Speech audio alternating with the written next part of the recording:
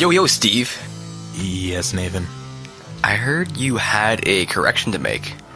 Yeah, a couple of them. First off, I mentioned something about Persephone and Hercules, and I directly challenged B. It was pretty heated in the air. Yeah, there was lightning. It was dangerous. I was angry. She was like, "You're a fucking idiot." She almost grabbed a knife, to be honest. It was kind of scary. Why'd you leave a knife next to her anyway? That's a great point. Turns out, I may have been misinformed. You mean to say that you were wrong? Well, that's not exactly what I... Yeah, I was wrong. So, you win this time, Brienne. Wait, how were you wrong exactly? Like, in what way? Like, he didn't go to hell and rescue Persephone. I'm sorry, one more time? So, then we were also talking about, a Greek philosopher that I had mentioned, and you're like, there's no way he's a Greek. well, I didn't say that. I said I'd probably know about him if he, And you didn't know about him, and he was a Greek philosopher. Wait, like from the early time, later? Yeah, pre-Socratic. Pre-Socratic, oh god, that's pretty early. Yeah, he was actually one of the founding blocks, one of the founding fathers of philosophy that would later build upon philosophy. I have a little fact right here I'm going to read to you. His name was Heraclitus. Oh, yeah, I know Heraclitus. And he was a pre-Socratic Greek philosopher. He's known for being the father of several major schools of philosophy that would influence Western thought for generations to come, as well as being a grade A pussy. He would have cried at Kleenex commercials if they had Kleenex back in ancient Greece. Heraclitus' name resembles a cross between Heracles and clitoris, a fact which he would sometimes ruminate upon at night as he cried himself to sleep in his cold, cold bed. But that is in fact how he ended up dying, literally buried in his own shit. Wow. I am learning quite a bit today. I mean, I knew about the, all the other stuff, but, burying himself in a pile of shit, that's pretty interesting. I just can't wrap my head around it. Who would want to detoxify and toxins, and that was going to cure him? What drove him to that thought that would work? Osmosis.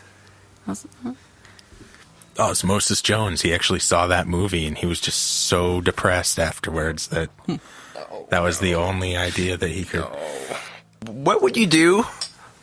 Like, what would make you bury yourself in a pile of shit? I mean, is there anything that you would do? Let's say someone took your mother hostage, or,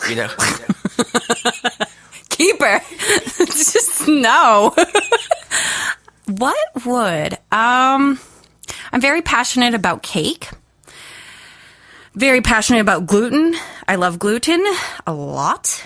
So if someone said that was going to cure me from any kind of ailment, so that I'm able to have cake because I'm not supposed to. So if they said that would work, I'd be on deck for that. Oh, okay. So if that cured you, mm-hmm. you would... Okay, absolutely. Yeah. I wouldn't even second. Yeah, let's do this. Whose shit am I burying myself into? My own? Great, let's do it. This has been quite informative. I love cake. I actually had a video game that I played very avidly in a clan called Fat Princess. Fun game. Is this like an online game, or is it free to play? PlayStation. PlayStation. And there's a clan for it? Yes. What? It was huge. And it was capture the flag style, and you fed the princesses cake so that they would get fat, so it was harder for the other team to capture them and bring them back. It's the red and the blue sides. And I absolutely fell in love with that game only because I saw a piece of cake being on the advertisement for it. I have to say, that game sounds pretty amazing. It's fantastic. Lots of glitching, but it was kind of an independent game to begin with, and then it just kind of blew up out of that. I actually saw an ad for it on my PS3 the other day when I turned it on. And I was like, that reminds me that I should be eating cake. Yes. Yes. Well, speaking of cake. Yeah. Yeah. Cake. But, you know, I can definitely understand the idea of just being surrounded with your own shit all the time and being so full of shit that you end up dying.